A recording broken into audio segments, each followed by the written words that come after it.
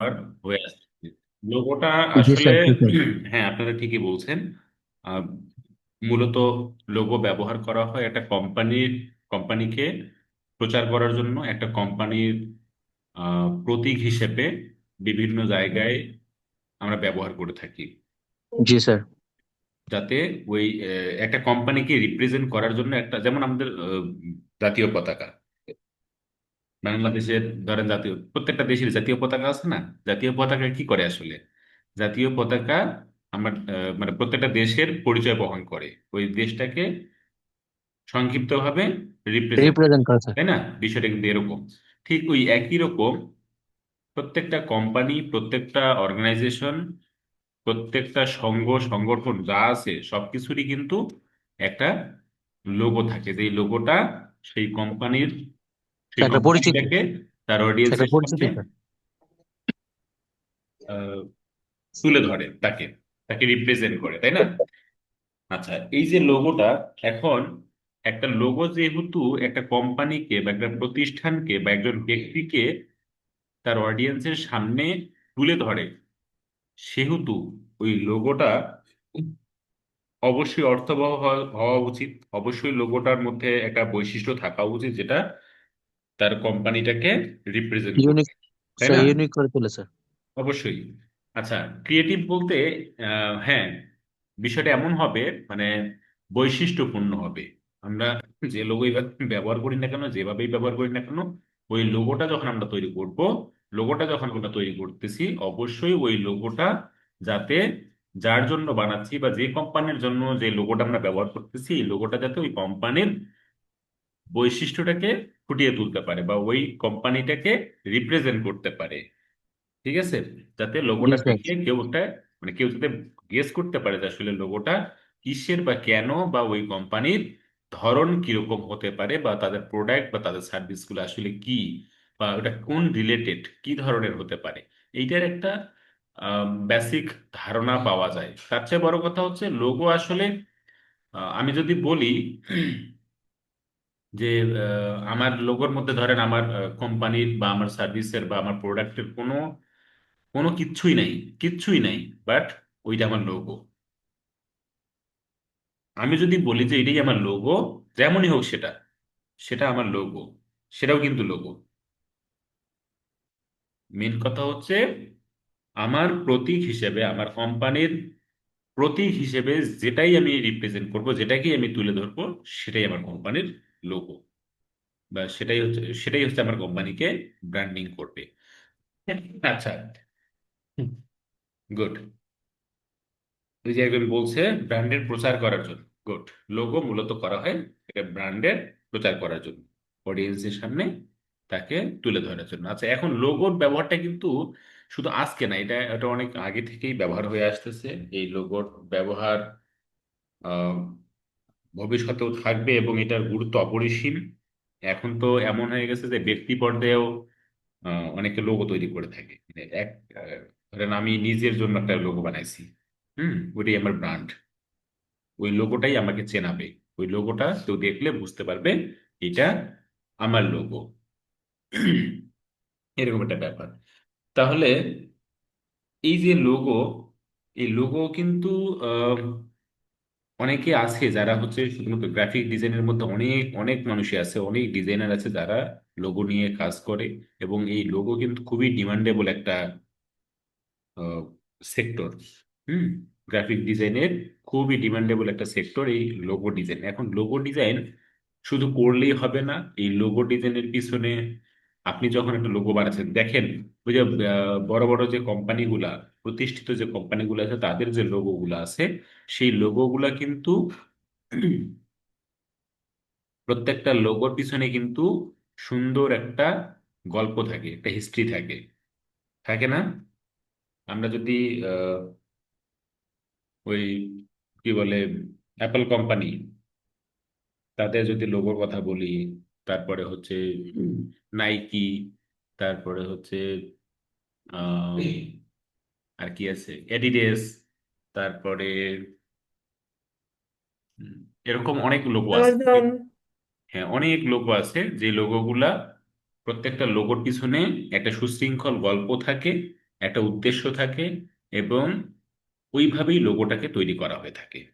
তাহলে লোগোটা অবশ্যই খুবই গুরুত্বপূর্ণ একটা বিষয়। আপনি যখন কোনো একটা কোম্পানি বা কোনো একটা আহ, প্রতিষ্ঠানের জন্য আপনি যখন একটা লোগো বানাবেন, তখন অবশ্যই ওই লোগোটা, ওই প্রতিষ্ঠান, আপনি যখন লোগোটা বানাবেন তার আগে কিন্তু আপনাকে চিন্তা করতে হবে যে আপনি যার জন্য লোগোটা বানাচ্ছেন সেই কোম্পানিটা আসলে কিসের কোম্পানি, তাদের প্রোডাক্ট কি, তাদের সার্ভিস কি।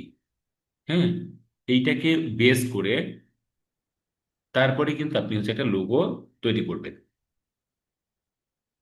মানে ওই প্রোডাক্ট বা সার্ভিসের সাথে মিল রেখে, বা আপনি যখন একটা লোগো বানাচ্ছেন সেই লোগোটাকে অবশ্যই অর্থপূর্ণ একটা গল্প থাকতে হবে আপনার লোগোর পিছনে। আপনি যখন একটা লোগো বানাবেন, ওই লোগো বানাচ্ছেন মানে আপনি একটা কোম্পানির ব্র্যান্ডিং ডিজাইন করতেছেন। একটা কোম্পানির লোগো বানাচ্ছেন মানে আপনি একটা কোম্পানির ব্র্যান্ডিং ডিজাইন করতেছেন। সো ডিজাইনটা অবশ্যই খুবই গুরুত্বপূর্ণ এখানে। হ্যাঁ, আপনি আমি আপনাদেরকে দেখাবো, একটা এক্সাম্পল দেখাবো, যে লোগো বানাইতে গেলে, একটা লোগো বা একটা কোম্পানির ব্র্যান্ডিং যখন আপনি করতেছেন তখন সেটা আসলে কিভাবে এটা ক্লায়েন্টকে আপনি রিপ্রেজেন্ট করবেন, বা এটা আসলে রিপ্রেজেন্টের বা প্রেজেন্টেশনের যে সিস্টেমটা সেটা আসলে কেমন হওয়া উচিত। হ্যাঁ, এগুলো সম্পর্কে আমি আপনাদের একটা এক্সাম্পল দিব। আর সেই সাথে লোগো কিন্তু বিভিন্নভাবেই বানা যায়। লোগোর কথা যদি আসে তাহলে গোল্ডেন রেশিওর কথা শুনছেন কে কে? হ্যাঁ, শুনছি। স্যার। গোল্ডেন রেশিও অনেকেই আমরা শুনছি, তাই না? যে লোগো গোল্ডেন রেশিও দ্বারা লোগো তৈরি করা হয়ে থাকে। তারপরে গ্রিড দ্বারা লোগো তৈরি করা হয়ে থাকে। আমরা যেহেতু আজকে ক্লাস আছে এবং আগামীকালকে ওই একই ক্লাস আছে লোগো ডিজাইনের উপরে, আমরা আজকে থিওরিক্যাল আলোচনার সাথে সাথে আমরা প্র্যাকটিক্যালও কিছু দেখবো টুকটাক। আর সেই সাথে আগামীকালকে আমরা গ্রিড লোগো এবং গোল্ডেন রেশিও দিয়ে লোগো তৈরি করা, এগুলোও আমরা কালকে একটু মোটামুটি একটু দেখবো। হ্যাঁ, ঠিক আছে স্যার। আচ্ছা। তাহলে আমি ছোট্ট একটা প্রেজেন্টেশন দিই আপনাদের, 2-3টা স্লাইডের একটা প্রেজেন্টেশন দিই, যেটার মাধ্যমে আমি লোগোটা আসলে লোগোর বৈশিষ্ট্যগুলো সম্পর্কে একটু আলোচনা করব। হ্যাঁ, অবশ্যই স্যার। সবাই একটু খেয়াল করেন। ও সরি, আমি স্ক্রিন শেয়ার দিইনি না? না স্যার, দেন না এখনো। আচ্ছা আচ্ছা, জি, দেখা যায়। জি স্যার, অবশ্যই দেখা স্যার দিচ্ছে। দেখতে পাচ্ছি। জি স্যার। ওকে ওকে, আচ্ছা।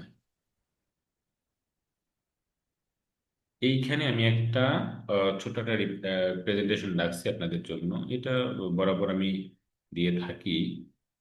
আচ্ছা দেখেন, খেয়াল করেন এখানে লোগো ডিজাইন ডেফিনিশন ছোট্ট করে সংক্ষিপ্ত ভাবে আমি নিজে রাখছি। এখানে logo design is a small picture or design that a company or organisation uses as its symbol. প্রতীক হিসেবে ব্যবহার করে থাকে বিভিন্ন কোম্পানি। হ্যাঁ, এটা ছোট্ট একটা প্রতীক যেটাকে আমরা লোগো বলে থাকি। আচ্ছা, নিচে বেশ কয়েকটা লোগোর আমি স্যাম্পল রাখছি। বিভিন্ন ক্যাটাগরির বিভিন্ন টাইপের লোগো কিন্তু এখানে আমরা দেখতে পাচ্ছি, তাই না? আচ্ছা, আমরা দেখবো যে টাইপ কত ধরনের লোগো আসলে হয়। এখানে আমি রাখছি হচ্ছে word mark, letter mark, icon, combination mark, তারপরে হচ্ছে emblem, abstract mark, mascot logo, dynamic logo, এরপরে পিক্টোরিয়াল মার্ক। তাহলে এই যে লোগোগুলা এখানে 1 2 3 4 5 6 7 8 9, টোটাল 9 প্রকারের লোগো আমরা এখানে দেখলাম। এছাড়াও আরো বেশ কিছু, আরো অনেক টাইপের লোগো আছে। আহ, আমি যতটুকু এখনো পর্যন্ত আহ, করতে পারছি, এটাই আমি আপনাদেরকে প্রেজেন্ট করলাম, যে এই ধরনের লোগোগুলো হয়ে থাকে। এগুলো আমরা বিস্তারিত দেখবো একটা একটা করে। দেখেন এখানে প্রথমে একটা রাখছি ওয়ার্ডমার্ক লোগো। ওয়ার্ডমার্ক লোগো বলতে টেক্সট বেস বা একটা ওয়ার্ড দিয়ে যে লোগোগুলো হয়ে থাকে সেইটাকে আমরা বলতেছি ওয়ার্ডমার্ক লোগো। এখানে বলা আছে যে text base logo that focuses on the brand name. আমরা সাধারণত অনেক কোম্পানি বা অনেক প্রতিষ্ঠান কিংবা অনেক আহ, এই ধরনের কিছু কোম্পানি থাকে যেগুলোর নাম দিয়েই আমরা আসলে লোগো ব্যবহার করে থাকি। যেমন গুগল। গুগল কিন্তু এক্সট্রা কোনো লোগো এখন অবশ্য এটা ব্যবহার করে, কিন্তু আগে থেকেই এই গুগল কিন্তু ওদের নামটাকেই সবসময় প্রচার করে আসছে, এটাকে লোগো হিসেবে ওরা ব্যবহার করে থাকে, তাই না? আমরা জানি, দেখছি, আমরা সবসময় দেখি যে এই গুগল লেখাটাই ওরা হচ্ছে করে থাকে ব্যবহার। আচ্ছা, তারপর হচ্ছে লরিয়েল, তারপরে ভার্জিন, তারপর কোকা কোলা, তারপরে হচ্ছে ফেডেক্স, ভিমিও, এগুলা কিন্তু ওদের নাম দিয়েই ওরা লোগোগুলা করে থাকে এবং এটাকেই ওরা হচ্ছে লোগো হিসেবে ব্যবহার করে থাকে। এটা কেন করে জানেন? এটা করার কারণ হচ্ছে কোম্পানিটাকে পরিচিত করার জন্য, কোম্পানিটাকে, কোম্পানির পরিচিতিটা নাম দিয়ে যাতে সবাই চেনে। যেমন আমরা আমাদের নাম রাখি না, ঠিক এরকম আমার নামই আমাকে চিনবে, লোগোতে না। জি স্যার, এক বিষয়টা নামে এরকম। চেনার জন্য, যেমন গুগল আমরা চিনি স্যার, গুগল বলে আমরা বোঝা যায় যে এটা আমাদের লোগো, হ্যাঁ, এরকম একটা হ্যাঁ, ব্র্যান্ডিং এর জন্য আর হ্যাঁ, কি। হ্যাঁ। গুগলকে আমরা গুগল ভাবেই চিনি, মানে অন্য কোনো ভাবে আমরা চিনি না আসলে। জি তো স্যার, এইটাই এই হচ্ছে অ্যাপল বিষয়। এরকম। হ্যাঁ, এটাই হচ্ছে বিষয়। তাহলে এটাকে আমরা বলতেছি ওয়ার্ডমার্ক লোগো। হ্যাঁ, এই ধরনের লোগো আপনারা যখন ডিজাইন করবেন, আপনারা যখন লোগো বানাবেন, তখন অবশ্যই আপনি যখন লোগো টাইপ গুলো জানবেন, তখন অবশ্যই যে কোম্পানির জন্য লোগো বানাবেন, যার জন্য আপনি লোগো বানাবেন, তাকে জিজ্ঞেস করতে পারবেন যে আপনি আসলে কোন টাইপের লোগো বানাইতে চান, বা আপনি আসলে কোন টাইপের লোগো চান। আমার কাছে তো অনেক টাইপের লোগো আছে, বা আমি অনেক টাইপের লোগোই বানাতে পারি। এখন আপনার এক্সপেকটেশনের উপর ডিপেন্ড করতেছে আমি আসলে কিরকম লোগো আমি আপনাকে দিব। আপনার এক্সপেকটেশন কেমন? আপনি কি আপনার নাম দিয়ে লোগো চান, নাকি আপনি নামের প্রথম অক্ষর দিয়ে লোগো চান, নাকি আপনি আপনার প্রোডাক্টের যে ধরন সেটার উপর ডিপেন্ড করে কোনো আইকনিক ডিজাইন চান, নাকি আপনার নাম এবং কোনো ছবি সহ আপনি ডিজাইন চান, নাকি আপনি আরো অন্যরকম কোনো ডিজাইন চান? এটা আমরা যখন লোগোর টাইপগুলো বুঝবো, জানবো, তখন আমরা কিন্তু ক্লায়েন্টকে এই বিষয় সম্পর্কে জিজ্ঞেস করতে পারবো, তাই না? আচ্ছা, এখানে এটাকে আমরা বলতেছি ওয়ার্ডমার্ক লোগো। এরপরে দেখি এখানে লেটার মার্ক লোগো। হ্যাঁ, typography based logo compost of the brand initial. ওই যে এক্সাম্পল হিসেবে আইবিএম, সিএনএন, হ্যাঁ, আছে না এরকম, নাসা, কেএফসি। স্যার এখানে একটা গেমিং লোগো আছে স্যার, এই যে ইএ। হ্যাঁ, ইএ এটা একটা গেমিং হ্যাঁ। কোম্পানি স্যার, এটা গেমিং লোগো আছে এখানে। আচ্ছা, আচ্ছা। তাহলে দেখেন, তার মানে এগুলাকে কিন্তু বলতেছি আমরা লেটার মার্ক লোগো। অর্থাৎ ওই থাকে না, বড় ধরেন অনেক বড় নাম, সেখানকার প্রত্যেকটা ওয়ার্ডের প্রথম অক্ষর নিয়ে আমরা যে লোগো গুলো করে থাকি, যেমন এখানে এসপি। হ্যাঁ, বড় নাম হলে তখন জি আমরা স্যার, কি একটু করি? অনেক তার বড় একটা আদ্য অক্ষরগুলো নিয়ে আমরা হচ্ছে যে লোগোটা তৈরি করে থাকি, সেটাকে এখানে বলা হচ্ছে লেটার মার্ক লোগো। বুঝতে পারছি? তাহলে জি আমরা স্যার। তাহলে হচ্ছে ওয়ার্ড মার্ক লোগো হয়, লেটার মার্ক লোগো হয়। তারপরে এখানে যে আইকনিক যে লোগো গুলা, হ্যাঁ, আইকন সিস্টেম, এই গ্রাফিক সিম্বল আর icon representing the brand without text. এই ধরনের যে আইকন গুলা থাকে, এই আইকন গুলা দিয়ে কিন্তু আমরা খুব সহজে বুঝতে পারি যে আসলে এই আইকনটা কি মিন করতেছে, যদিও সেখানে কোনো কিছুই লেখা থাকে না। কেন জানেন? কারণ আমরা অভ্যস্ত হয়ে গেছি, ওই যে সেটিংস এর যে আইকনটা আছে সেটা দেখলে আমরা বুঝতে পারি না যে এটা আসলে সেটিং। জি স্যার। আমরা কিন্তু খুব সহজে চোখে পড়ে, আমরা আমরা যখন মোবাইল ইউজ করি, বা আমরা যখন কোথাও কোনো কিছু, যে যে কোনো ধরনের ডিভাইস আমরা যখন ব্যবহার করে থাকি, বা আমরা যখন নেটও যখন ব্যবহার করি বা কম্পিউটার ব্যবহার করতেছি সেখানেও, বা যে কোনো জি জায়গায় স্যার, এই এরকম হয়। কিছু ইউজ করলেই কিন্তু আমরা এই সেটিংস আইকনের যে আইকনটা আছে, মানে গিয়ার, কি বলে এটাকে, গিয়ার আইকন, মানে এই টাইপের, যে এটাকে দেখলে আমরা বুঝি যে এটা সেটিংস, এখানে Settings। সেটিংসটা আছে, তাই না? জি স্যার। তার জি মানে স্যার। ও কিন্তু একেবারে সবার পরিচিত যে সেটিংস আইকন এটা। জি তারপরে স্যার, ওই যে, দেখতে দেখতে উপস্থিত হয়ে হ্যাঁ, গেছে। হ্যাঁ, তারপরে ওই যে যেটা হোম, হোম আইকন, ওটাকে দেখলেই কিন্তু আমরা বুঝতে পারি যেটা আসলে এখানে, এটা হোম হ্যাঁ, আইকন। এখানে অ্যাড্রেস বা এরকম কিছু একটা মিন করতেছে, তাই না? জি স্যার। এরপরে হচ্ছে ওই যে হাতুড়ি। এই স্যার হাতুড়ি, হাতুড়িটা দেখলে আমরা বুঝতে পারি স্যার সেটিংস। হাতুড়ি দেখলে সেটিংস মনে হয় না, tools. Sir tools. Tools plus settings sir অনেক সময় থাকে স্যার। হ্যাঁ, হ্যাঁ। স্যার, কিছু কিছু ফোনে যে আপনার ওই হাতুড়ির ওইটাই আপনার থাকে, যে রেঞ্জের সেটিংস, মতো ওইটাই আপনার সেটিংস সেটিংস থাকে। সেটিংস হচ্ছে ওই যে ইটা, ওই যে ওইটা স্যার বেশি থাকে, স্যার বেশিরভাগ ওই ডান যে পাশে 4 নাম্বারটা ব্র্যান্ডের স্যার থাকে। এটাও সেটিংস, কিন্তু স্যার মাঝে মধ্যে স্যার ওইটা 2 নাম্বারটাও থাকে স্যার। হ্যাঁ, হ্যাঁ, হ্যাঁ। আচ্ছা, ওই টুল বক্স বা সেটিংস হিসেবে আমরা ব্যবহার করে থাকি অনেক সময়। দুই এর নাম্বারটা স্যার বাটন ফোনে থাকে। তারপরে ওই যে এই যে আইকনটা, এই আইকনটা 5 নাম্বারটা মানুষের, মিউজিক। হ্যাঁ, মানুষের যে ও আহ, স্যার, এটা হলো ওই ফোন, ছবিটা, মানে হলো ইয়ে। এটা দিয়ে কি mean করে? কন্টাক্ট নাম্বার থাকে স্যার, কন্টাক্ট কন্টাক্টে। Number, good. কন্টাক্ট নাম্বার হিসেবে আমরা কিন্তু এটাকে, তারপরে যে মিউজিক, তারপরে সার্চ আইকন, হ্যাঁ, এগুলো কিন্তু আমরা জি স্যার, দেখলে বুঝতে পারি দেখলেই যে বোঝা আসলে যায়। এটা দিয়ে কি মিন করতেছে, তাই না? তাহলে এগুলোও কিন্তু জি স্যার। লোগো, লোগো না? জি। এগুলো কিন্তু লোগো, এগুলোকে আইকনিক লোগো বলে বা আইকন বলে। Iconic logo. হ্যাঁ, তাহলে এগুলো কিন্তু লোগো। কোন একটা কোম্পানি কিন্তু চাইলে এই ধরনের লোগো ব্যবহার করতে পারে। এখন জি কিন্তু স্যার। এখন এই টাইপের লোগোগুলোর প্রচলন বেশি। হ্যাঁ, স্মার্ট লাগে তো অনেক, এবং সংক্ষিপ্ত স্মার্ট, এই জন্য অনেকেই ব্যবহার করে থাকে এই টাইপের লোগোগুলা। তাহলে এটা হচ্ছে আইকনিক টাইপের লোগো। এরপরে দেখেন combination mark, a logo that combines a word mark or letter mark with an icon or symbol। মানে কম্বিনেশন বলতে আপনার হচ্ছে ছবি, মানে শেপ এবং টেক্সট দুইটার কম্বিনেশনে যে লোগোটা তৈরি হয়ে থাকে সেটাকে এখানে বলতেছে কম্বিনেশন মার্ক লোগো। হুম, যেমন এর আগে আমরা দেখলাম আইকন, এখন আইকনের সাথে যখন টেক্সট যোগ হচ্ছে তখন সেটাকে বলতেছে combination mark logo. PayPal, Dropbox, Pizza Hut, হ্যাঁ, টার্গেট, শপিং, এটা কি, স্পটিফাই, তারপরে এই যে মাস্টার কার্ড, এই ধরনের লোগোগুলো, তাই না? জি স্যার।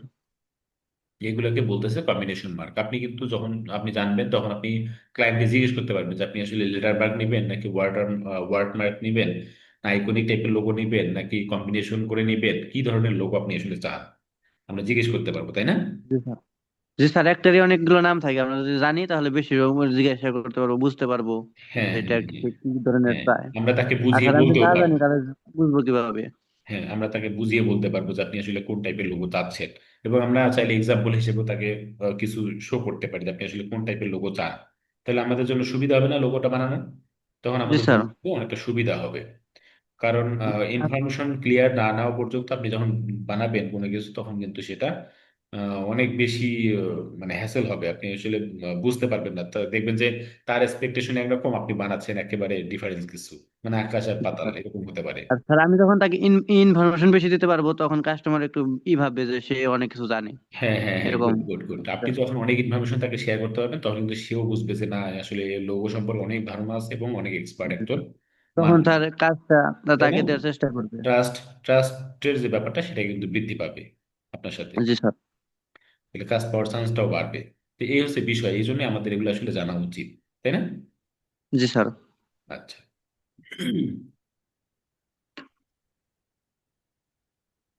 আচ্ছা, এই যে এমব্লেম লোগো, এই যে এই টাইপের যে লোগো গুলো আছে এগুলোকে এমব্লেম লোগো বলতেছি। এখানে অনেক কিছুই থাকে, বিশেষ করে ম্যাক্সিমাম লোগো হচ্ছে ওই কি বলে, মানে আপনার হচ্ছে ইলিপ শেপের মধ্যে আর কি, এই টাইপের যে লোগো গুলা থাকে এগুলোকে আমরা বলতেছি emblem logo. A logo where the text is enclosed within a symbol or icon, often resembling a badge or seal, মানে ব্যাজ টাইপের লোগো গুলা।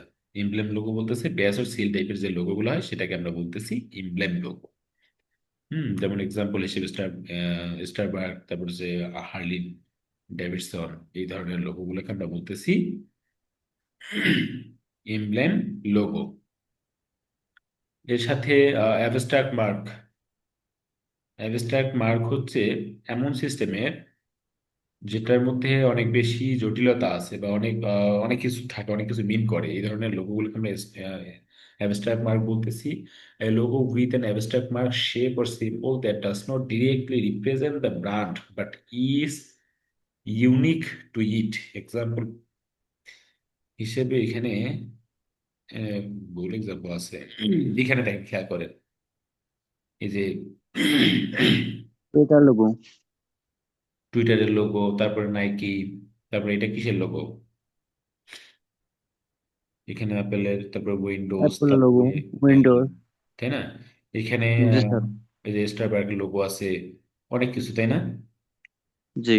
এইখানে কিন্তু এইগুলা আসলে আহ, মানে কি বলবো, মানে এইগুলোর মধ্যে মানে কমপ্লিকেটেড কিছু থিঙ্কিং থাকে, যার কারণে এগুলোকে অ্যাবস্ট্রাক্ট মার্ক লোগো বলতেছি আমরা। হ্যাঁ, আপাতত এটি মনে রাখেন, পরে দেখতেছি এটা আসলে অ্যাবস্ট্রাক্ট। স্যার এই সব লোগোতেই তো ওই যে ইয়ে ব্যবহৃত হয়, golden ratio. Golden ratio, good. এই টাইপের লোগোগুলোতে আমরা গোল্ডেন রেশিও ব্যবহার করে থাকি। আচ্ছা, আমরা দেখবো গোল্ডেন রেশিও স্যার কিভাবে লোগো বানানো যায়। হ্যাঁ, বলেন। আহ, এই কিছু কিছু লোগো আছে যেগুলা বানানোর পর ওইগুলা কেন বানাইলাম, কি কালার দিলাম, এগুলা এক্সপ্লেন করতে হয়, তো ওই ক্ষেত্রে কি করব আমরা? হ্যাঁ, অবশ্যই এক্সপ্লেন করবেন। আপনি যখন একটা লোগো বানাবেন তখন অবশ্যই আপনাকে এক্সপ্লেন করতে হবে আপনি কেন এই কালারটা ব্যবহার করলাম। ওই যে আমরা যেমন কালার থিওরি নিয়ে কথা বলছিলাম না, যে আপনি যখন একটা কোম্পানির জন্য লোগো বানাবেন তখন অবশ্যই সেই কোম্পানির বৈশিষ্ট্য, সেই কোম্পানির ধরন দেখে আপনি তারপরে কালার চুজ করবেন, ওই টাইপের কালার চুজ করবেন। তারপরে হচ্ছে মানে আপনি যখন লোগোটা বানাচ্ছেন, যখন কালারটা ইউজ করতেছেন, তখন তাকে এক্সপ্লেন করবে যে আপনি আসলে কেন এই কালারটা ইউজ করলেন, কেন এই কালারটা তার জন্য প্রযোজ্য। তারপরে আপনি যখন একটা শেপ ইউজ করতেছেন আর তার লোগোতে, কেন আপনি এই শেপটা ইউজ করলেন, এই শেপটা ইউজ করার উদ্দেশ্য কি, এটা কি মিন করে। হ্যাঁ, আপনি এটা টেক্সট ব্যবহার করতেছেন, সেই টেক্সটে যে ফন্ট ইউজ করতেছেন সেই ফন্টটা কেন ইউজ করলেন, এত ফন্ট থাকতে আপনি ওই ফন্টটাই কেন ইউজ করলেন, সেটার কারণ ব্যাখ্যা করবেন। তার মানে কি, আপনি যখন একটা কোম্পানির জন্য লোগো বানাচ্ছেন, মানে আপনি ওই লোগোর পিছনে যা কিছু করতেছেন সবটার পিছনে একটা উদ্দেশ্য থাকবে, একটা স্পেসিফিক উদ্দেশ্য থাকবে যে আপনি আসলে কেন এটা ব্যবহার করলেন। হুম। আপনি মন চাইলেন আর ব্যবহার করলেন, এটা আসলে ঠিক না। আপনাকে অবশ্যই ওই লোগোটা যখন তৈরি করতেছেন তার প্রত্যেকটা স্টেপের পিছনে একটা স্পেসিফিক কারণ থাকবে, যেটা আপনি সুন্দর করে এক্সপ্লেন করবেন। এবং ওই এক্সপ্লেনটা আপনি কখন করবেন, কিভাবে করবেন জানেন? ধরেন লোগোটা বানাইলেন আপনি, যে উদ্দেশ্যে শেপ রাখলেন, যে উদ্দেশ্যে কালার ব্যবহার করলেন, যে উদ্দেশ্যে আপনি টেক্সট ব্যবহার করলেন, যে উদ্দেশ্যে আপনি ওই ফন্ট স্টাইলটা ব্যবহার করলেন, যে উদ্দেশ্যে আপনি হচ্ছে একটু বাঁকা করে দিলেন, একটু চ্যাপ্টা করে দিলেন, এই যে যাই করতেছেন না কেন, হ্যাঁ, বা কোনো একটা লেটারের আপনি লেস বড় করে দিলেন, হ্যাঁ, তাহলে এই যে করতেছেন আপনি, একটা কারণ আছে। আপনি যাই করতেছেন প্রত্যেকটার পিছনে আপনার স্পেসিফিক একটা কারণ উদ্দেশ্য থাকবে। থাকবে, একটা কারণ থাকবে। এবং আপনি যখন বানায় ফেলবেন তখন সেটা নিয়ে আপনি আবার কি করবেন, আপনি একটা প্রেজেন্টেশন তৈরি করবেন। প্রত্যেকটা টপিক বাই টপিকে প্রত্যেকটা একটা একটা করে স্লাইড তৈরি করবেন। ওই স্লাইডে আপনি উল্লেখ করবেন যে আপনি কেন এটা এমন করলেন, কেন আপনি এখানে এই টেক্সট ব্যবহার করলেন, কেন আপনি এটা এই শেপ ব্যবহার করলেন, কেন আপনি এই কালারটা চুজ করলেন, আপনি এই লোগোটা কিসের মাধ্যমে বানালেন, কেমনে বানালেন, কি দিয়ে বানাইলেন, সবগুলা সুন্দর করে এক্সপ্লেন করবেন। প্রত্যেকটা মানে ধরেন 8-10টা বা 15টা জয়টা স্লাইড হোক না কেন সেটা বিষয় না। যদি 5 স্লাইড হয়, 2 স্লাইড হয়, 3 স্লাইড হয়, যাই হোক না কেন আপনি স্লাইডের মাধ্যমে সুন্দর করে একটা প্রেজেন্টেশন তৈরি করবেন।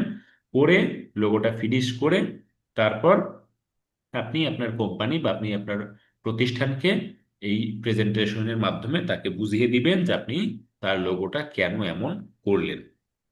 কথা বুঝতে পারছি?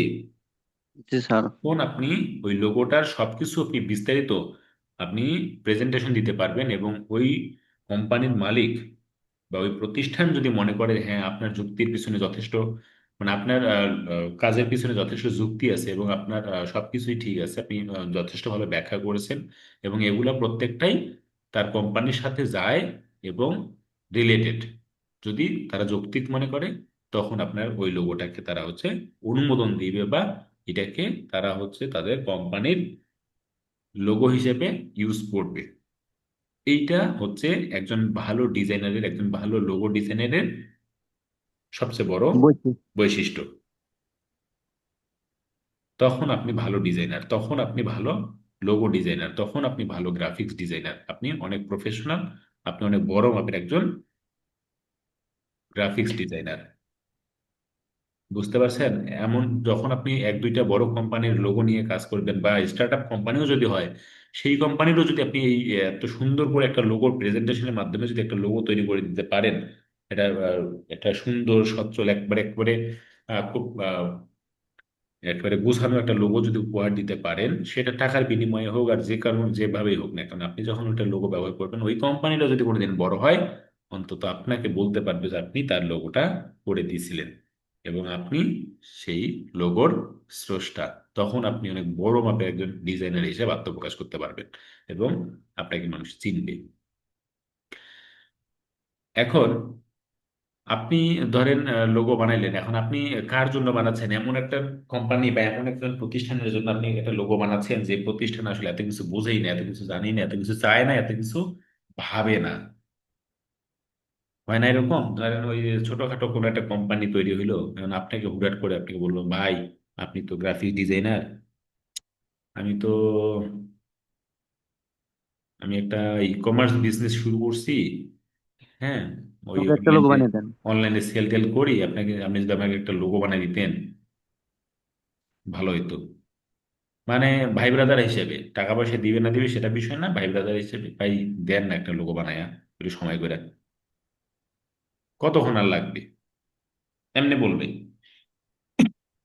তখন জি স্যার, সেটা তখন কি আপনি এত রিসার্চ করার সুযোগ আছে, বা এত রিসার্চ করে আপনি যে একটা লোগো বানাবেন, একটা প্রেজেন্টেশন দিবেন, সে কি তার গুরুত্ব বুঝবে বলেন?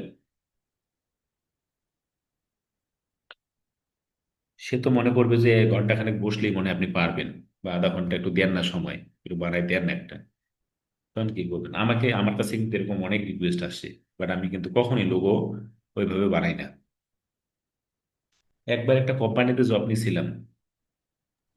স্যার আমাদের ওইভাবেই বানানো শিখে দেন, শিখে স্যার। লোগো বিষয়ে ধারণা মানে এই তিন মাসে পাইছে আর কি।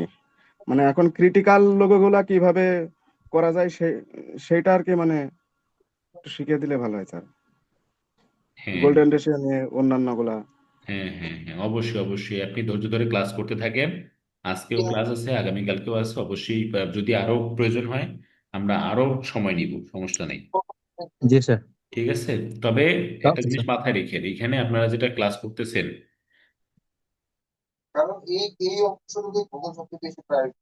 হতে পারে সোশ্যাল মিডিয়া ডিজাইন, হতে পারে প্যাকেজিং ডিজাইন, তাই না? অনেকগুলো জি সেক্টর স্যার। আছে না, অনেকগুলো সাব সেক্টর আছে, অনেকগুলো নিশ আছে।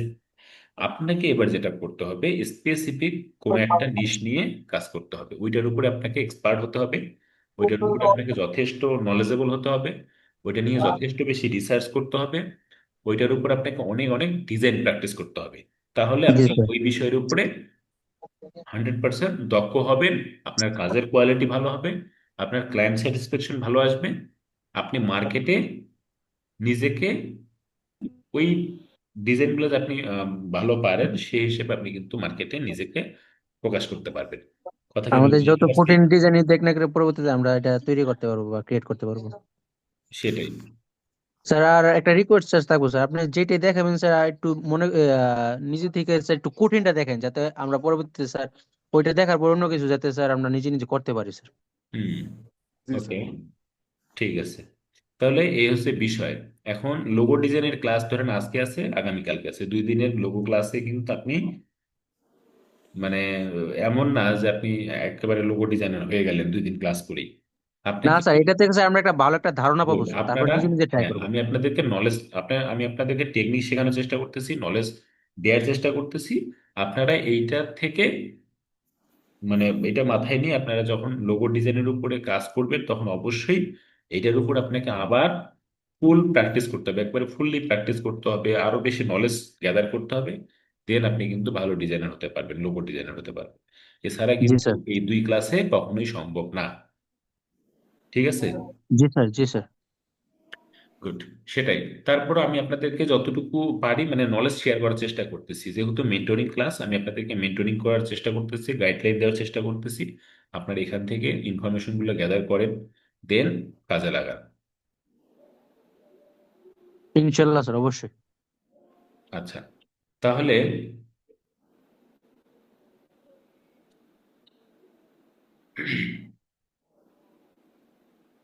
এই যে মাসকট লোগো, হুম, মাসকট লোগো, এটাকে আমরা মাসকট লোগো বলতেছি। মাসকট লোগো গুলো হচ্ছে আপনার মানে পিকচারের যে অ্যানিমেশন টাইপের যে লোগোগুলা, সেগুলোকে এখানে আসলে মাসকট লোগো হিসেবে বলা হয়। আপনারা যদি সার্চ করেন, নেটে যদি সার্চ করেন মাসকট লোগো লিখে সার্চ দেন, দেখবেন এই টাইপের মানে ভেক্টর টাইপের বিভিন্ন ইমেজগুলো আপনি পাবেন। এগুলোকে আসলে মাসকট লোগো বলে থাকে, হ্যাঁ। সেটা হোক সিংহ হোক, যে কোনো পশু প্রাণী পাখি হেসে, যে কোনো কিছু হতে পারে। এটার যে ভেক্টর অ্যানিমেশন গুলা সেগুলোকে আমরা আসলে এখানে বলে থাকি মাসকট লোগো।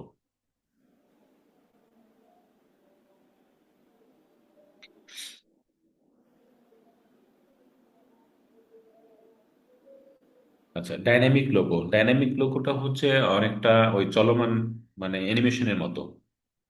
হ্যাঁ, অ্যানিমেশন টাইপের যে লোগোগুলো সেটাকে এখানে ডাইনামিক লোগো বলে থাকে। যেমন এই যে মিউজিক টেলিভিশনের এটা দেখবেন যে সবসময় মুভ করে বা ওই অ্যানিমেশন হয়।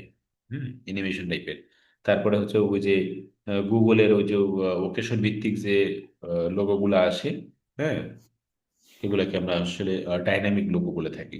মানে গতিশীল যে লোগো, এগুলোকে ডাইনামিক লোগো বলে, মানে ভিডিও টাইপের, মানে হচ্ছে অ্যানিমেশন টাইপের, এইগুলোকে ডাইনামিক লোগো বলে থাকি। মাস্কট লোগোর ডাইনামিক লোগো, হ্যাঁ। বলছি মাস্কট লোগোর পরে হচ্ছে ডাইনামিক লোগো। হ্যাঁ, হ্যাঁ, মাস্কট লোগোর পরে ডাইনামিক লোগোটা আসলো। এই ডাইনামিক লোগোটা হচ্ছে এই যে অ্যানিমেশন টাইপের লোগো,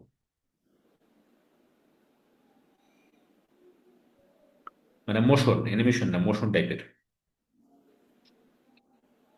মানে লোগোর উপরে ক্লিক করলে প্লে হয়, বা এটা ওই কি বলে, মোশন টাইপের আর কি। এটা হচ্ছে ডাইনামিক লোগো। এরপরে যে পিক্টোরিয়াল মার্ক বলতে ওই যে ছবিকে আহ, নিয়ে যে লোগোটা, অর্থাৎ আমি এখানে এক্সাম্পলটা রাখছিলাম ওই অ্যাবস্ট্রাক্ট মার্কের মতোই। বাট এখানে ওই যে পাখি নিয়ে, তারপরে হচ্ছে এখানে যেমন ময়ূর, হ্যাঁ, এখানে মানুষের মুখ, এই যে ছবিকে রিলেটেড করে যে লোগোগুলো তৈরি হয় সেটাকে এখানে পিক্টোরিয়াল মার্ক বলতেছে। মানে ছবির সাথে অ্যাডজাস্ট করে যে লোগোটা তৈরি হয় আর কি, মানে ছবিকে কেন্দ্র করে, এটাকে বলতেছি পিক্টোরিয়াল মার্ক লোগো। তো এই হচ্ছে লোগোর ব্যাপার স্যাপার, এইগুলোই লোগোর কয়েকটা প্রকারভেদ। আপনারা যেটা করবেন সেটা হচ্ছে লোগো যখন বানাবেন তখন এই টাইপের লোগোগুলো, সব কথাগুলো আপনার ব্যাখ্যা করবেন, ক্লায়েন্টকে বোঝানোর চেষ্টা করবেন যে স্যার পিক্টোরিকার মার্ক লোগোটা আরেকবার বোঝান তো, বুঝলাম না ভালো করে। পিক্টোরিয়াল মার্ক মানে জি পিক্টোরিয়াল মার্ক হচ্ছে কোনো একটা ইমেজকে কেন্দ্র করে লোগো তৈরি করা, কোনো একটা ছবি, মানে পশু প্রাণী পাখি যা হয়, যে কিছু, মানে ছবি, ইমেজ, ইমেজকে কেন্দ্র করে যদি কোনো লোগো তৈরি হয় সেটাকে বলতেছি পিক্টোরিয়াল মার্ক লোগো। যেমন এখানে স্যার হরিণ, বুঝছি। এখানে দাবার গুঠি বা এরকম কিছু একটা। তারপরে ধরেন এইখানে এই যে বালু ঘড়ি, তারপরে এখানে মানুষের ছবি, এটা চোখ, তারপরে এটা হচ্ছে ময়ূর, এটা হচ্ছে পাখি, হ্যাঁ, আপেল, এটা হচ্ছে জানালা। এই যে এই যে এগুলাকে বেস করে, মানে কোনো একটা ছবিকে বা কোনো একটা আম, কি বলে, কোন একটা প্রতীক, মানে কি বলবো এটা, এই টাইপের আর কি। হুম। এটা উদ্দেশ্য করে যখন কোনো লোগো তৈরি করা হয় তখন সেটাকে স্যার বলতেছে বুঝছি। Pictorial mark. বুঝছি? জি স্যার। আচ্ছা, তাহলে এই হচ্ছে বিষয়। এখন আমি আপনাদেরকে দেখাই, ধরেন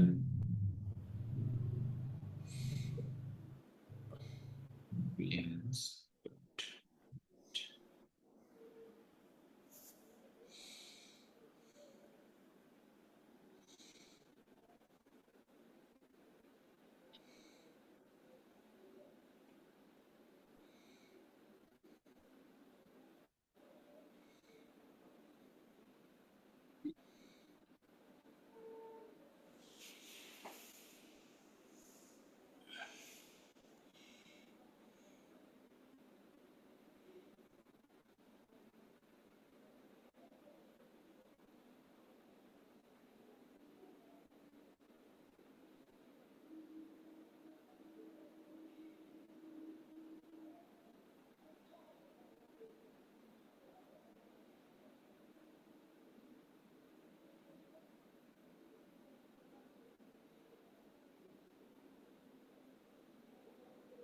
এক সেকেন্ড,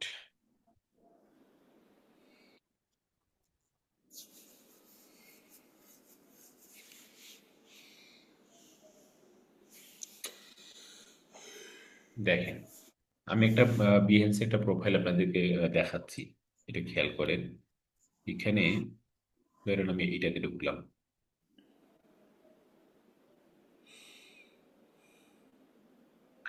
এই দেখেন, এটা একটা ইমেজ, মানে এটা একটা স্লাইড সিস্টেম যদি দেখি, প্রজেক্ট ইডিএস, মানে ইডিএস এটা বলছে ইডিএস বলতে এক্সপার্ট ডেন্টাল সলিউশন, ইডিএস সংক্ষেপে EDS, brand identity system design project. হ্যাঁ, প্রেজেন্টেশনটা দেখাই। পরের স্লাইডে প্রজেক্ট ব্রিফ, এই প্রজেক্ট সম্পর্কে বিস্তারিত সেখানে টোটকিটা লিখছি। EDS expert dental solution is a brand that helps you stay healthy with your teeth. If you somehow have any kind of issue related to teeth or dental health, expert dental solution is always here to help. সে হচ্ছে এটা dental, এটা কি বলবো, মানে dental care একটা centre আর কি। হ্যাঁ, ওইটার জন্য একটা লোগো সে তৈরি করতেছে। এই লোগোটা সম্পর্কে সে কি করছে, প্রজেক্টের এটা সংক্ষিপ্ত ব্রিফ দিছে, মানে ব্রিফ লিখছে যে এটা হচ্ছে প্রতিষ্ঠানটা এই করে, এই সার্ভিস। হ্যাঁ, সে লিখছে ব্র্যান্ডের নাম হচ্ছে এক্সপার্ট ডেন্টাল সলিউশন, ট্যাগলাইন হচ্ছে উই কেয়ার ইয়োর স্মাইল। তার মানে ডেন্টালের জন্য তার একটা সেটা লোগো বানাচ্ছে বা সেটা ব্র্যান্ডিং করতেছে, এটার জন্য সেইটা প্রজেক্ট বানাইছে আর কি। এবার দেখেন পরের স্লাইডে কি রাখছে, প্রজেক্ট গোল। এই প্রজেক্টের গোল কি, গোল এখানে লিখছে creating something unique is a challenge, especially when it's a simple. Artist can make picture of a tree very easily, but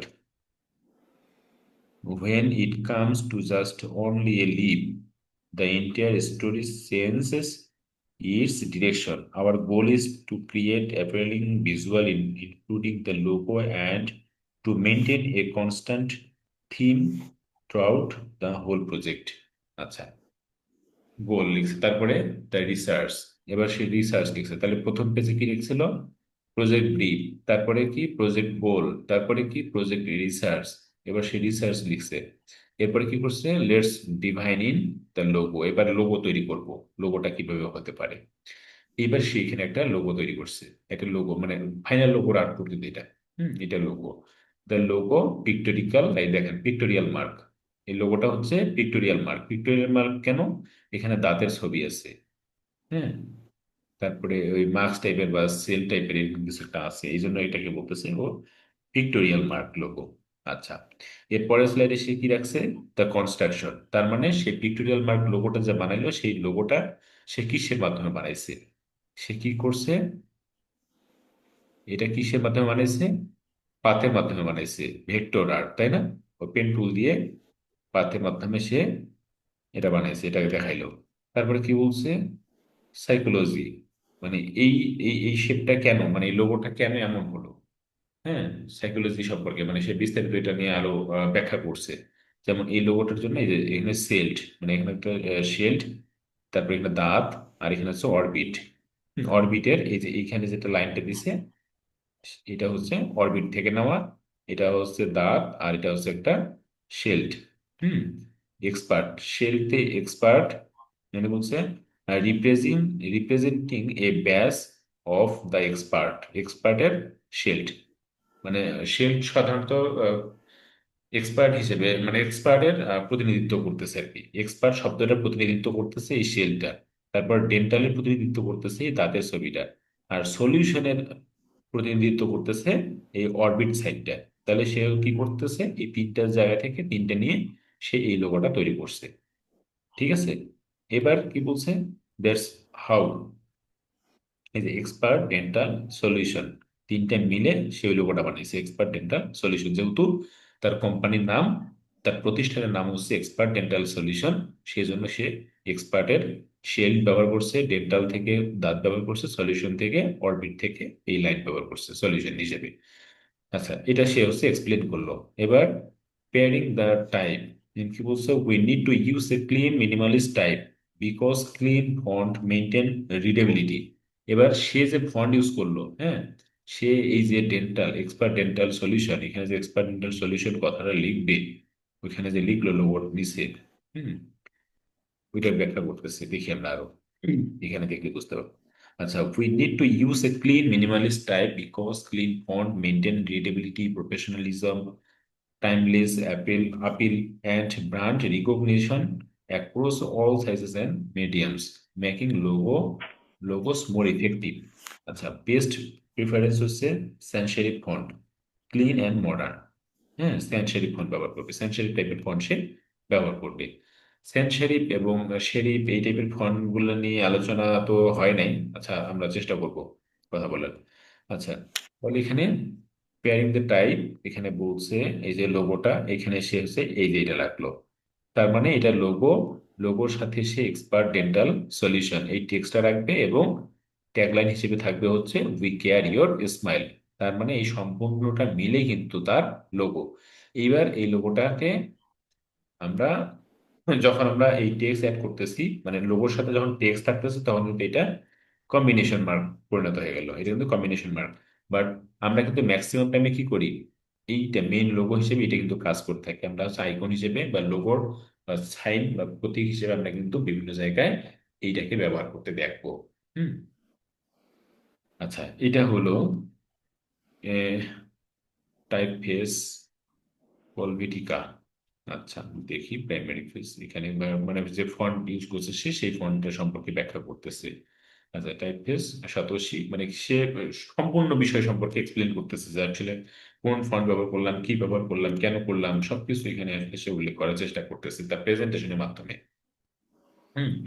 যদিও সে তৈরি করছে, বাট সে যদি প্রেজেন্টেশনটা দিত, সে যদি এক্সপ্লেন করতো, হয়তো বা তার মতো করে সে কেন করছে, কি করছে, সে আরো ভালো করে সে এক্সপ্লেন করতে পারতো।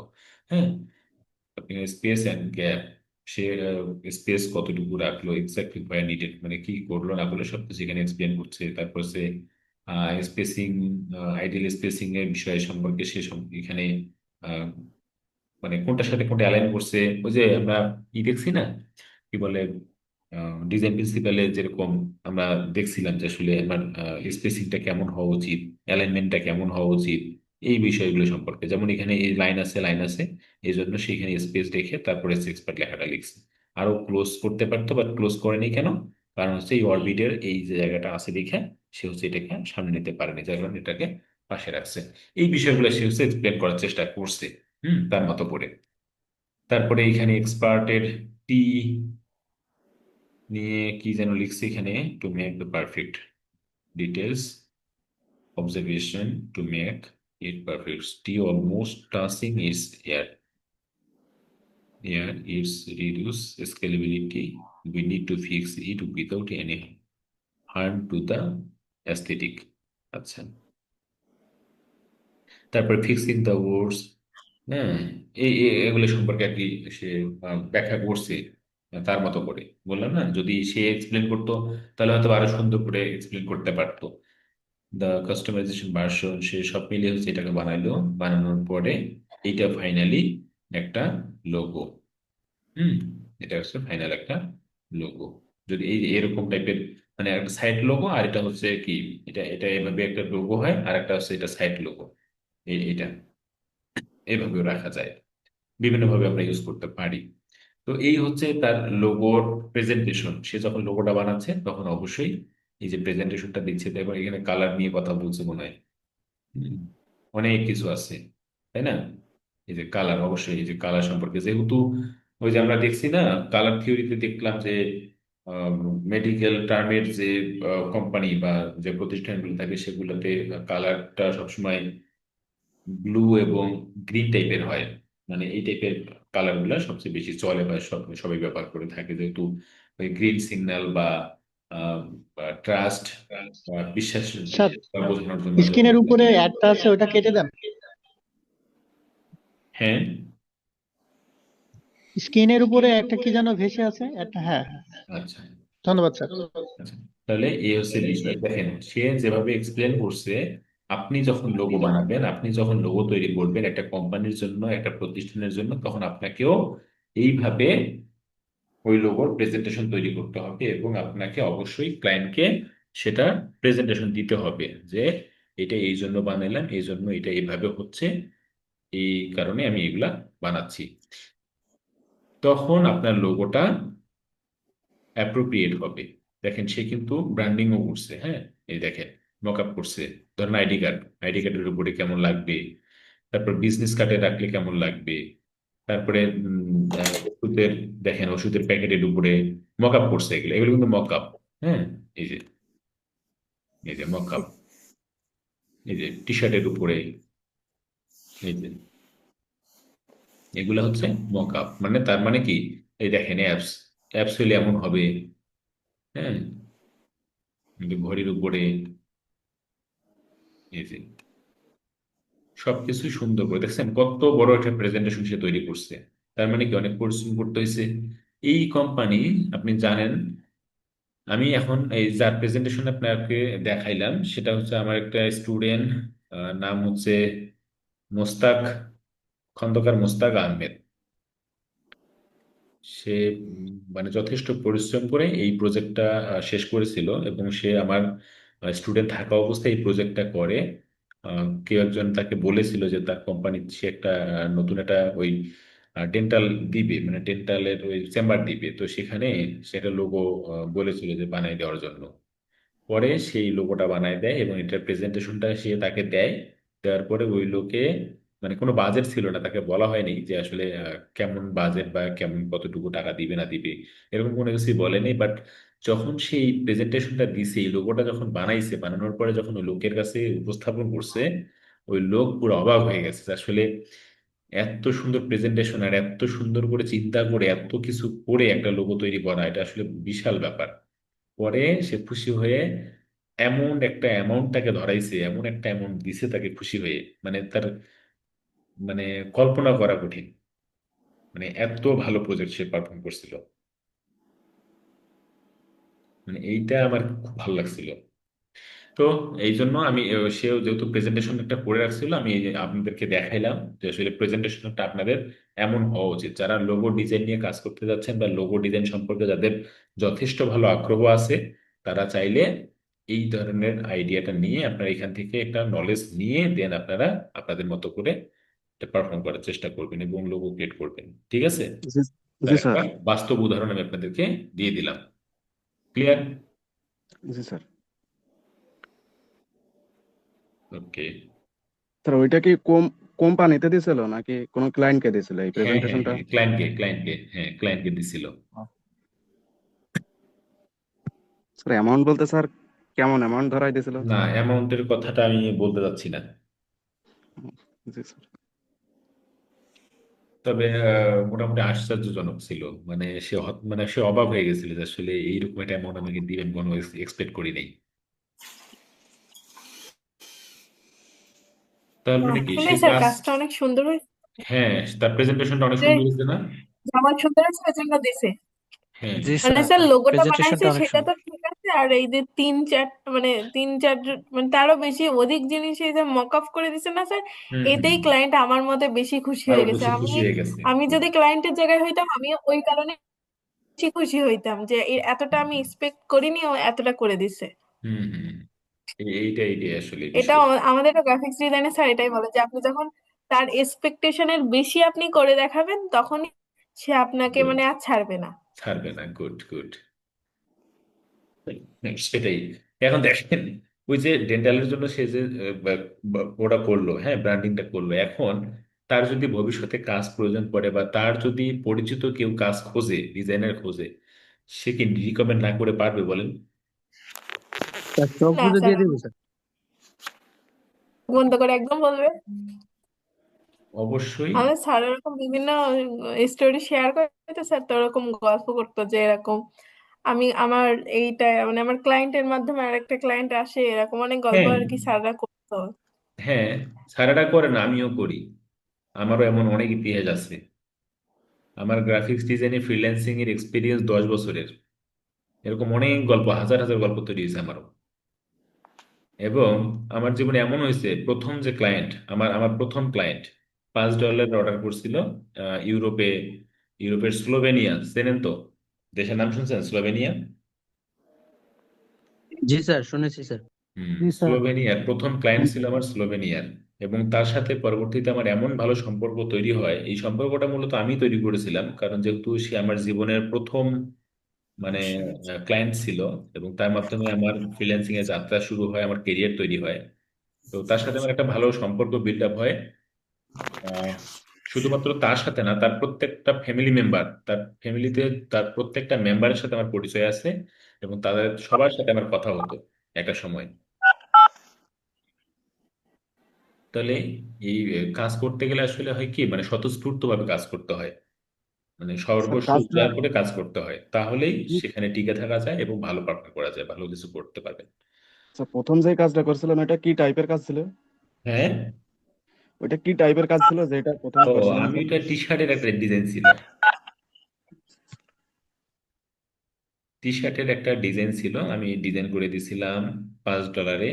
এবং আমি তখন জানতাম না যে আসলে আহ, সে আমাকে পরে বলে যে তোমার কাজটা এত ভালো লাগছে আমার, আমি তো এই কাজটা এই $5 করে তিনজনের কাছে দিছি, এই একই কাজ তিনজনের কাছে দিছি, এবং আমি ভাবছি যার কাজটা ভালো হবে তার কাজটাই নিব, আর বাকিগুলোকেও পেমেন্ট দিব, বাট তাদেরটা আমি ইউজ করব না। পরে আমাকে বলে যে তোমার কাজটা সবচেয়ে ভালো হয়েছে, এবং আমি তোমার সাথে নেক্সট ডেও আরো কাজ করব, এবং আমি যদি আমার কাছে যদি কোনো কাজ থাকে তোমাকেই আমি দিব। পরে সে, তার সাথে কাজ করার পরে সে আমাকে আবার ক্লায়েন্ট রিফার করে, মানে তার পরিচিত এ ও যদি কেউ থাকে তাকে রিকমেন্ড করে, এবং আমাকে বলে দেয় যে তোমার বিষয়ে আমি আরেকজনের কাছে বলছি, সে হয়তো বা তোমাকে কাজ দিতে পারে। তো এইভাবে সে স্যার এটা রিফার কি স্যার করতো। ফাইবারে করেছিলেন?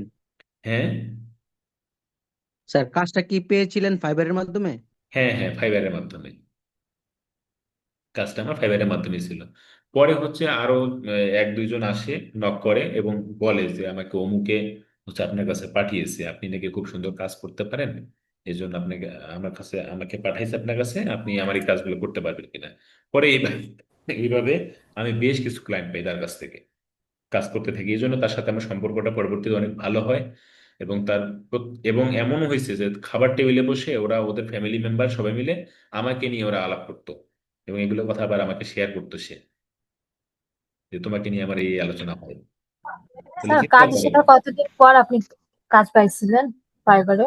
উম, আমি মোটামুটি 3 মাস, স্যার এখন মিউট। প্রায় 3 মাস অ্যাকাউন্ট খোলার পরে 3 মাস মোটামুটি হতাশার মধ্যে ছিলাম, এবং ভেঙে পড়েছিলাম যে আসলে পারবো কিনা, হবে কিনা। এরপর যখন স্যার এটা কয় সালের $5 ঘটনা? পাই, তখন থেকেই শুরু হয় আসলে। আমি যখন ওই $5 অর্ডার যখন পাই, সেটা সাকসেসফুলি শেষ করি, এবং 5 স্টার রিভিউ সাথে সুন্দর একটা ফিডব্যাক, এবং মানে ক্লায়েন্টের সাথে আমার ভালো একটা কোলাবোরেশন, সবকিছু মিলে যখন ভালো কিছু হয়, এরপরে আর আসলে পিছন ফিরে তাকাতে হয় নাই। এরপরে নিয়মিত আমার কাজ আসতো, নিয়মিত স্যার এমন আপনি কাজ এটা থাকতো। আমি দুই হাজার কয় ষোলো সালের সালে ঘটনা দুই এটা? হাজার ষোলো সালে আমার তখন ইনকাম 40 থেকে 60 হাজার টাকা মান্থলি, 2016 সালে। তো এই হচ্ছে বিষয়। সেই সময় তো স্যার গিগে ফাইবারে এত এত অহরহ গিগও ছিল না। হ্যাঁ, হ্যাঁ, হ্যাঁ, তখন কম্পিটিশন অনেক কম ছিল, এখন আসলে কম্পিটিশন অনেক বেশি, এই জন্যই এখন টিকতে হলে আপনাকে প্রপার স্কিল থাকতে হবে। আমরা তো তখন অল্প শিখেই শুরু করেছিলাম, তখন তো কম্পিটিশন কম ছিল, বাট এখন কিন্তু অল্প শিখে হবে না। এখন আপনাকে স্পেসিফিক একটা নিশের উপরে আপনাকে যথেষ্ট এক্সপার্ট হতে হবে, আপনাকে কম্পিটিশন করার মতো অ্যাবিলিটি আপনার থাকতে হবে, দেন আপনি মার্কেটে ভালো পারফর্ম করতে পারবেন। এমনও হতে পারে ধরো ধরো যে আমি ডিজাইন করতেছি, আমার চেয়ে আপনি ভালো কাজ পারেন, আপনি আমার চেয়ে ভালো করতেছেন, তাহলে কিন্তু আপনি সহজে আমার জায়গায় চলে আসতে পারবেন। আমি চলে যাব, মানে আমি ছিটকে পড়ে যাব, আমার জায়গা আপনি দখল করতে পারবেন, যদি আপনি আমার সাথে কম্পিটিশন করতে পারেন, সেই অ্যাবিলিটি যদি আপনার তৈরি হয়, তখন আপনি মার্কেটে টিকবেন। বুঝতে পারছেন? তো এই হচ্ছে বিষয়।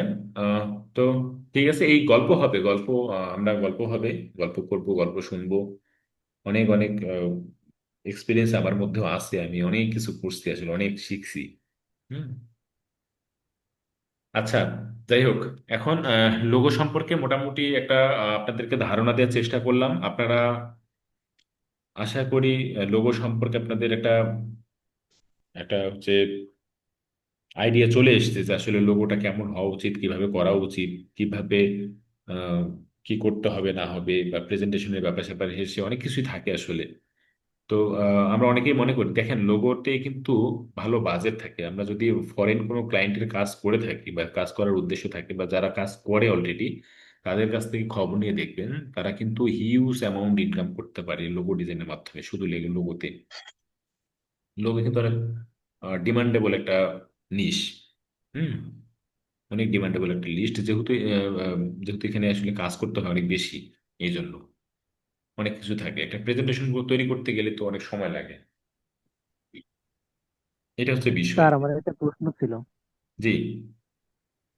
স্যার ফ্রিল্যান্সারে ফাইবারে যখন থাম্বনেইল গুলো দেখি, গিগ গুলো দেখি, থাম্বনেইল গুলো দেখি, তার ভিতরে যে প্রজেক্ট গুলো দেখি লোগোর, হুম। অনেক সুন্দর, অনেক আকর্ষণীয়, কিন্তু হুম। সেগুলো শেখার জন্য মনে করি ইউটিউব থেকে দেখি বা বিভিন্ন জায়গা থেকে চেষ্টা করি, কিন্তু সেরকম আকর্ষণীয় লোগো তৈরি করতে পারি না। তো মানে আচ্ছা। এটা আর কি, তো মানে বিষয় হয়ে দাঁড়ায় যে আমি কিভাবে আমার লোগোকে অনেক আকর্ষণীয় করে তুলবো এবং সেভাবে আমি কাজ পাবো। মানে হুম। অনেক সুন্দর লাগে প্রজেক্ট গুলো যখন দেখি, লাইভ হুম। মানে হুম। প্রজেক্ট গুলো ফ্রিল্যান্সার ফাইবারে খুব হুম। সুন্দর লাগে, কিন্তু সেটা হুম। চেষ্টা করে মানে পারা হয় না। এইটা হুম। আর কি, মানে একটু যদি স্যার যদি বুঝতে বলতেন। পারছি, বুঝতে পারছি। এটা তো আসলে দেখেন, যারা কাজ করতেছে তাদের কাজগুলো অনেক সুন্দর লাগে বা সুন্দর হচ্ছে, আপনি দেখেন ওদেরকে একটু রিসার্চ করে দেখেন, ওদের কাছে খবর নিয়ে দেখেন। ওরা আসলে একেবারে আনাড়ি বা একেবারে স্টার্ট আপ কোনো ডিজাইনার না, আসলে ওরা অনেক ভালো ডিজাইন করতে পারে বলেই কিন্তু ওদের ডিজাইনগুলো অনেক সুন্দর। এবং ওদের মধ্যে অনেক বেশি ক্রিয়েটিভিটি আছে, অনেক বেশি থিঙ্কিং করার অ্যাবিলিটি আছে, যার কারণে ওরা অনেক ভালো ডিজাইন করতে পারে। এইটা আসলে আপনিও করতে পারবেন। আপনার মধ্যেও এই কনসিস্টেন্সিটা যদি আপনি ধরে রাখতে পারেন, তাহলে আপনার মধ্যেও এটা আসবে, আপনিও করতে পারবেন। ঠিক আছে? এর জন্য আপনাকে প্রতিনিয়ত ডিজাইন করতে হবে, ডিজাইন নিয়ে ভাবতে হবে। দেন এটা সম্ভব, আসলে অসম্ভব কিছু না। হুম। সম্ভব। এই যে আমরা আগামীকালকে করবো, আমরা হচ্ছে আগামীকালকে ওই গ্রিড দিয়ে কিভাবে লোগো করতে হয়, তারপরে হচ্ছে গোল্ডেন রেশিওর মাধ্যমে কিভাবে লোগো করতে হয়, এগুলো আমরা কালকে প্রজেক্ট পাবলিশ করবো মোটামুটি। ঠিক আছে? জি ওনাদের স্যার। যে থাম্বনেল ওইগুলা দেখলে মনে হয় যে ওনাদের কাছে আরো কিছু মানে সিক্রেট টুলস আছে, যে হুম। টুলস গুলো ওরা ইউজ করে, যে টুলস হয়তো আমাদের কাছে অ্যাক্সেস নেই। হুম। হ্যাঁ, হলেও হতে পারে, যেটা স্যার বলছেন। ডিজাইন তো অনেক কপি করার পরে মাথায় ডিজাইনের আইডিয়া আসে না। আচ্ছা, ডিজাইন মাথায় আসে না, তাই তো? জি কনসেপ্টটা স্যার, স্যার। কপি অনেক আচ্ছা। করি, কপি তো হয়ে যায় কিন্তু মাথায় তো আইডিয়া আসে না যে হ্যাঁ এরকম আচ্ছা, ডিজাইন আচ্ছা, করলে ঠিক আছে, সুন্দর ঠিক হবে। আছে। ঠিক আছে, আপনি ক্লাস করতে থাকেন, আপনি ক্লাস করতে থাকেন, মাথায় আইডিয়া চলে আসবে। এটা আমি আপনাকে বলে দিচ্ছি, সমস্যা নেই। ক্লাস করতে থাকেন, মাথায় আইডিয়া আসবে। আচ্ছা। আমি স্যার আমরা স্যার লোগো ডিজাইনে মাসকট মাসকট এটা মানে মাসকট লোগো নিয়ে আমরা সিলেক্ট করতে চাচ্ছি আর কি। আচ্ছা, এটা নিয়ে আগ্রহ বেশি আর কি। করতে পারেন, কোনো সমস্যা নেই। জি স্যার।